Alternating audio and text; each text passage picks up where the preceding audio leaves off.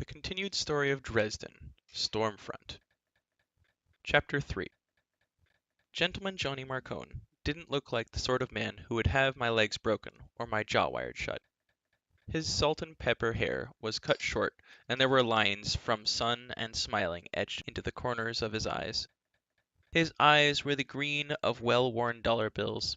He seemed more like a college football coach, good-looking, tanned, athletic, and enthusiastic. The impression was reinforced by the men he kept with him. Cujo Hendricks hulked like an all-pro player who had been ousted for extreme unnecessary roughness. Cujo got in the car again, glowered at me in the rearview mirror, then pulled out into the street, driving slowly toward my office. The steering wheel looked tiny and delicate in his huge hands. I made a mental note. Do not let Cujo put his hands around your throat. Or hand. It looked almost like one of them could manage it. The radio was playing, but as I got in the car, it fouled up, squealing feedback out over the speakers. Hendricks scowled and thought about it for a second. Maybe he had to relay the message through his second brain or something. Then he reached out and fiddled with the knobs before finally turning the radio off. At this rate, I hoped the car would make it all the way to my office. "Mr. Dresden," Marcone said, smiling. "I understand that you work for the police department from time to time." "They throw the occasional tidbit my way," I agreed. "Hey, Hendricks, you should really wear your seatbelt. Statistics say you're 50 or 60% safer." Cujo growled at me in the rearview mirror, and I beamed at him. Smiling always seemed to annoy people more than actually insulting them. Or maybe I just have an annoying smile. Marcone seemed somewhat put off by my attitude. Maybe I was supposed to be holding my hat in my hand, but I had never really liked Francis Ford Coppola, and I didn't have a godfather. I do have a godmother, and she is inevitably, perhaps, a fairy. But that's another story. "Mr. Dresden," he said, "how much would it cost to retain your services?" That made me wary. What would someone like Marcone want me for? "My standard fee is $50 an hour plus travel expenses," I told him. "But it can vary depending on what you need done." Marcone nodded, along with my sentences, as if encouraging me to speak. He wrinkled up his face, as if carefully considering what he would say, and taking my well-being into account with grandfatherly concern. "How much would it set me back to have you not investigate something?" "You want to pay me not to do something?" "Well, let's say I pay your standard fee. That comes out to 1,400 a day, right?" "1,200 actually," I corrected him. He beamed at me. "An honest man is a rare treasure. 1,200 a day. Let's say I pay you for 2 weeks' worth of work, Mr. Dresden, and you take some time off. Go catch a few movies, get some extra sleep, that sort of thing. And for more than $1,000 a day, you want me to do nothing, Mr. Dresden." Marcone smiled. "Nothing at all. Just relax and put your feet up, and stay out of Detective Murphy's way." Aha! Marcone didn't want me looking into Tommy Tom's murder. Interesting. I looked out the window and squinted my eyes as though thinking about it. "I've got the money with me," Marcone said. "Cash, on the spot. I'll trust you to fulfill your end of the deal, Mr. Dresden. You come highly recommended for your honesty." I don't know, John. I'm kind of busy to be accepting any more accounts right now." The car was almost to my office building. The car door was still unlocked. I hadn't worn any seatbelt either, just in case I needed to throw the door open and jump out.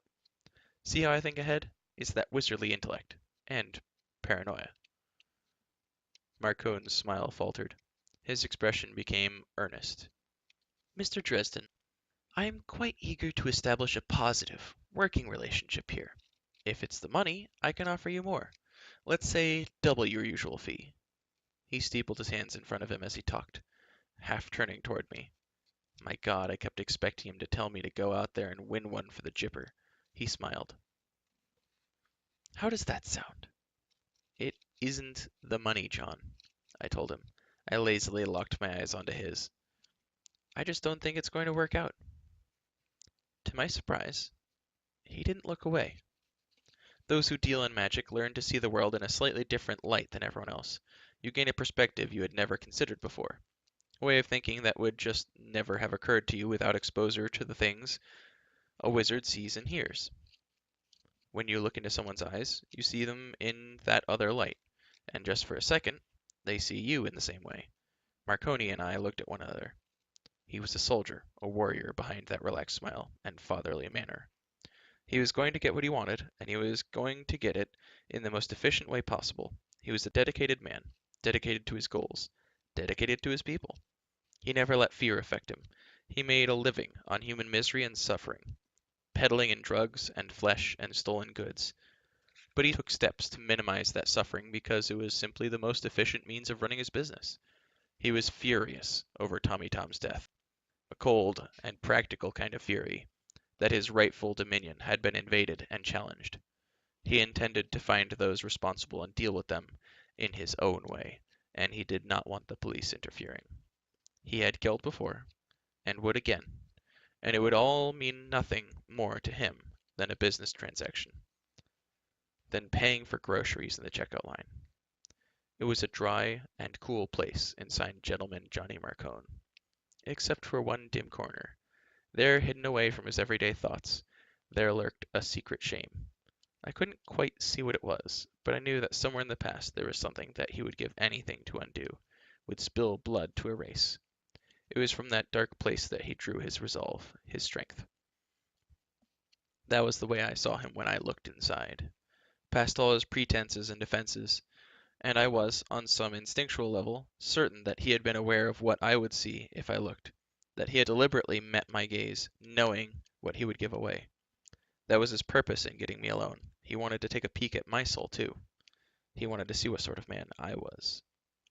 When I look into someone's eyes, into their soul, their innermost being, they can also see mine in return, the things I had done, the things I was willing to do, the things I was capable of doing. Most people who did that got really pale, at least. One woman had passed out entirely. I didn't know what they saw when they looked in there. It wasn't the place I poked around much myself. John Marcone wasn't like the other people who had seen my soul. He didn't even blink an eye. He just looked and assessed, and after the moment had passed, he nodded at me as though he understood something. I got the uncomfortable impression that he had duped me, that he had found out more about me than I had about him. The first thing I felt was anger, anger at being manipulated, anger that he should presume to soul gaze upon me. Just a second later, I felt scared to death of this man. I had looked on his soul, and it had been as solid and barren as a stainless steel refrigerator. It was more than unsettling. He was strong, inside, savage and merciless, without being cruel. He had a tiger's soul. "All right, then," he said smoothly, and as though nothing had happened. "I won't try to force my offer on you, Mr. Dresden." The car was slowing down as it approached my building, and Hendricks pulled over in front of it. "But let me offer you some advice." He had dropped the father talking to son act, and spoke in a calm and patient voice. "If you don't charge for it." Thank God for wisecracks. I was too rattled to have said anything intelligent. Marconi almost smiled. "I think you'll be happier if you come down with the flu for a few days. This business that Detective Murphy has asked you to look into doesn't need to be dragged out into the light. You won't like what you see. It's on my side of the fence. Just let me deal with it, and it won't ever trouble you again." "Are you threatening me?" I asked him. I didn't think he was, but I didn't want him to know that. It would have helped if my voice hadn't been shaking. "No," he said frankly. "I have too much respect for you to resort to something like that. They say that you're the real thing, Mr. Dresden. A real magus.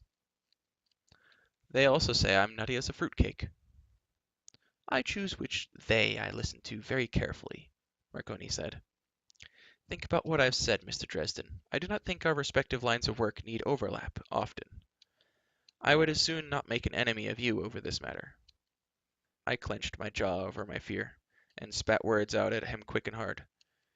"You don't want to make an enemy of me, Marcone. That would not be smart. That would not be smart at all." He narrowed his eyes at me, lazy and relaxed. He could meet my eyes by then, without fear. We had taken measure of one another. It would not happen in such a way again. "You really should try to be more polite, Mr. Dresden," he said. "It's good for business." I didn't give him an answer to that. I didn't have one that wouldn't sound frightened or stupidly macho.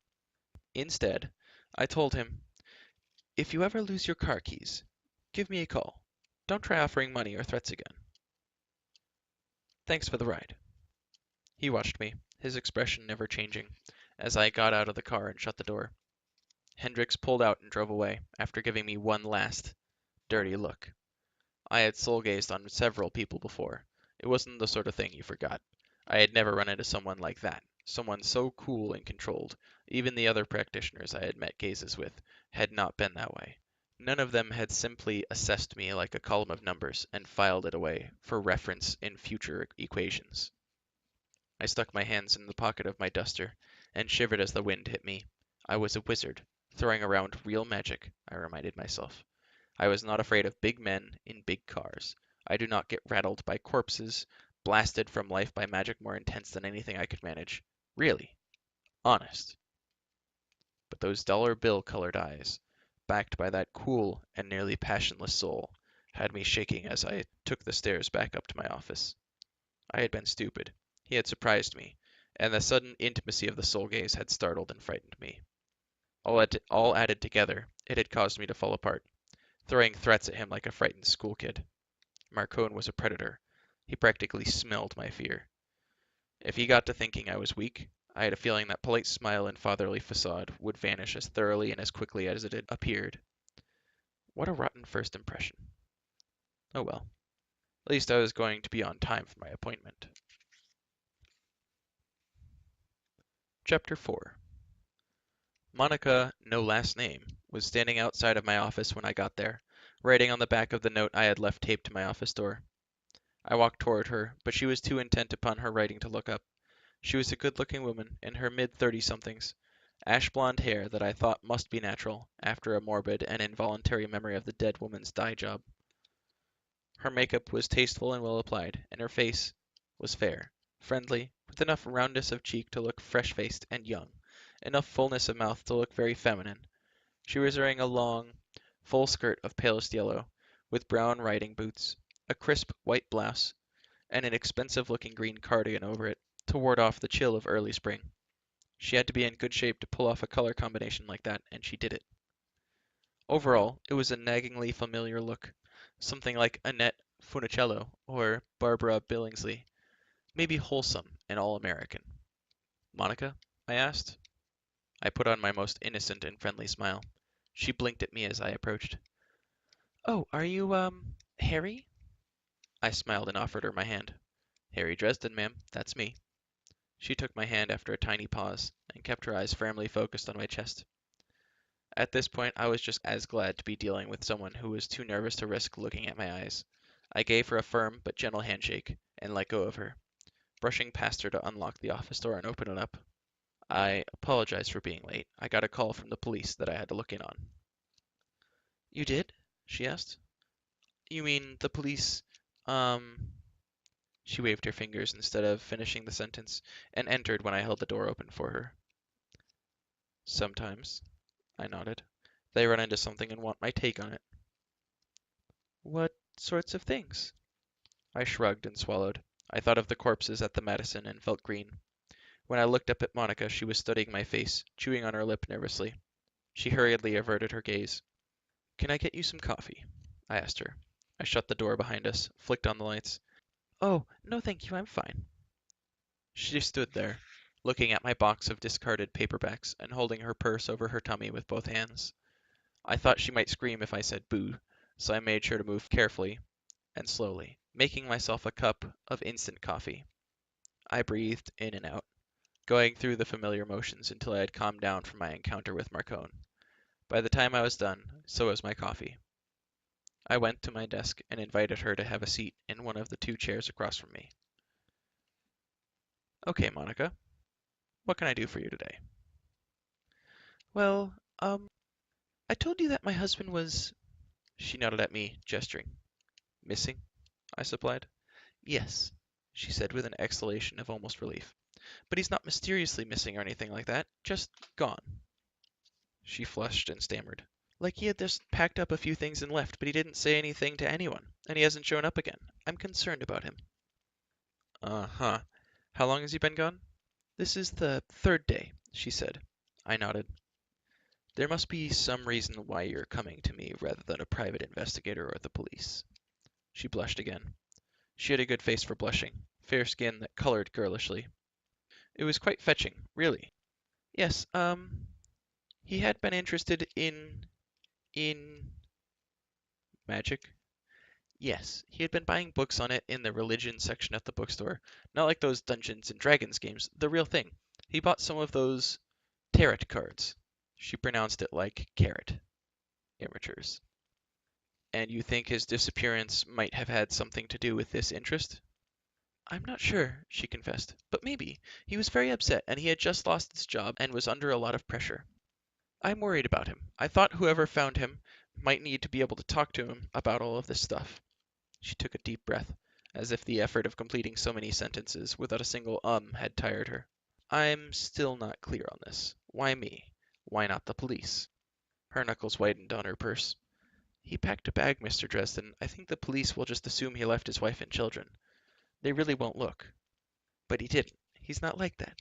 He only wants to make a good life for us. Really, that's all he wants. I frowned at her, nervous that maybe hubby has run out on you after all, dear. Even so, I said. Why come to me? Why not a private investigator? I know a reliable man if you need one. Because you know about... She gestured fitfully. About magic, I said. Monica nodded. I think it might be important. I mean, I don't know, but I think it might. Where did he work? I asked her.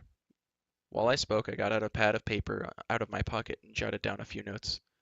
Silverco, she told me. They're a trading company. They locate good markets for products and then advise companies where they can best spend their money. Uh-huh, I said. What is his name, Monica? She swallowed, and I saw her twitching, trying to think of something to tell me other than his real name. George, she supplied at last. I looked up at her. She was staring furiously down at her hands. Monica, I said, I know this must be really hard for you. Believe me, ma'am. There are plenty of people who are nervous when they come into my office. But please hear me out. I am not out to hurt you or anyone else. What I do to help people. It's true that someone with the right skills could use your names against you, but I'm not like that. I borrowed a line from Johnny Marcone. It isn't good for business. She gave a nervous little laugh. I feel so silly, she confessed, but there's so many things that I've heard about wizards, I see. I put my pencil down and steepled my fingers in wizardly fashion. The woman was nervous and had certain expectations. I might ease her fears a little if I fulfilled some of them. I tried not to look over her shoulder at the calendar I had hanging on the wall, and the red circle around the 15th of last month. Late rent. Need money. Even with the fee from today, and what I would make in the future, it would take the city forever to pay up. Besides, I could never resist going to the aid of a lady in distress, even if she wasn't completely 100% sure that she wanted to be rescued by me. Monica, I told her, there are powers in the universe that most people don't even know about. Powers that we still don't fully understand. The men and women who work with these powers see things in a different light than regular people. They come to understand things in a slightly different way. This sets them apart. Sometimes it breeds unwarranted suspicion and fear. I know you've read books and seen movies about how horrible people like me are, and that whole suffer not a witch to live part of the Old Testament hasn't made things all roses. But we really aren't any different from anyone else. I gave her my best smile. I want to help you. I want to help you. But if I'm going to do that, you're going to have to give me a little trust. I promise. I give you my word that I will not disappoint you. I saw her take this in and chew on it for a while sitting staring down at her hands. Victor, she said at last. Victor Sells. All right, I said, picking up my pencil and duly noting it. Is there any place he might have gone that you can think of offhand? She nodded. The lake house. We have a house down by... She waved her hand. The lake? She beamed at me, and I reminded myself to be patient. In Lake Providence, over the state line, around Lake Michigan. It's beautiful up there in the autumn. Okay then. Are you aware of any friends he might have run off to sea? Family he might have visited? Anything like that? Oh, Victor wasn't on speaking terms with his family. I never knew why. He didn't talk about them, really. We've been married for 10 years and he never once spoke to them. Okay, I said, noting that down too. Friends then. She fretted her lip, a gesture that seemed familiar to her. Not really. He was friends with his boss and some people at work, but after he was fired. Uh-huh, I said. I understand. I continued writing things down, drawing bold lines between thoughts to separate them. I spilled over onto the next page before I finished writing down the facts and my observations about Monica. I like to be thorough about this kind of thing. Well, Mr. Dresden, she asked, can you help me? I looked over the page and nodded. I think so, Monica. If possible, I'd like to see these things your husband collected, which books and so on. It would help if I had a picture of him, too. I might like to take a look around your house at Lake Providence. Would that be all right? Of course, she said. She seemed relieved, but at the same time even more nervous than before. I noted down the address of the lake house. We've got quite a bit of savings, Mr. Dresden, she told me. I'm not worried about the money. That seemed a very odd statement from her, at the time, out of tune with her generally nervous manner. Well then, I told her, I charge $50 an hour, plus expenses. I'll send you an itemized list of what I do, so you'll have a good idea of what I'm working on. A retainer is customary. I'm not going to guarantee that I work exclusively on your case. I try to handle each of my customers with respect and courtesy, so I can't put any one of them before another. She nodded to me emphatically and reached into her purse. She drew out a white envelope and passed it over to me. There's 500 inside, she told me. Is that enough for now? Cha-ching. $500 would take care of last month's rent and a good bit of this month's too. I could get into this habit. I could get into this bit with nervous clients wanting to preserve the anonymity of their checking accounts from my supposed sorceress might. Cash always spends. That will be fine. Yes, I told her. I tried not to fondle the envelope. At least I wasn't crass enough to dump the money on my desk and count it out. She drew out another envelope. He took most of his things with him, she said. At least I couldn't find them where he usually keeps them, but I did find this. There was something in the envelope, making it bulge. An amulet, ring, or charm of some kind, I was betting. A third envelope came out of her purse. The woman must be compulsively well organized. There's a picture of him in here and my phone number inside. Thank you, Mr. Dresden. When will you call? As soon as I know something, I told her. Probably by tomorrow afternoon or Saturday morning. Sound good? She almost looked into my eyes, caught herself, and smiled directly at my nose instead. Yes, yes, thank you so much for your help. She glanced up at the wall. Oh, look at the time. I need to go. School's almost out.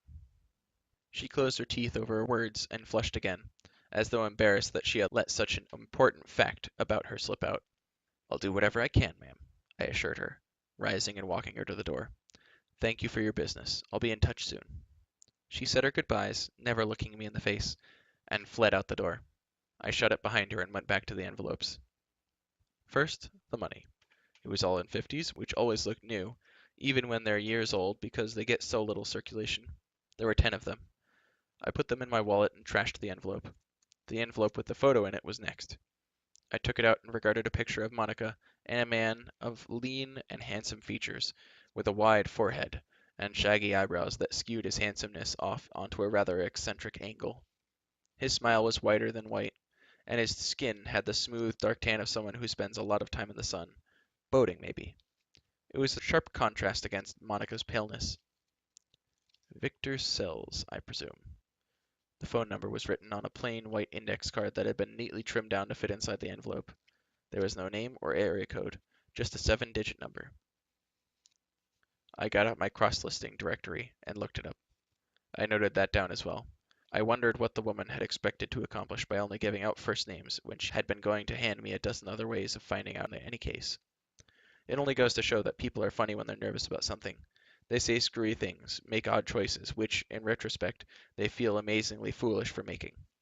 I would have to be careful not to say anything to rub that in when I spoke to her again. I trashed the second envelope and opened the last one, turning it upside down over my desk.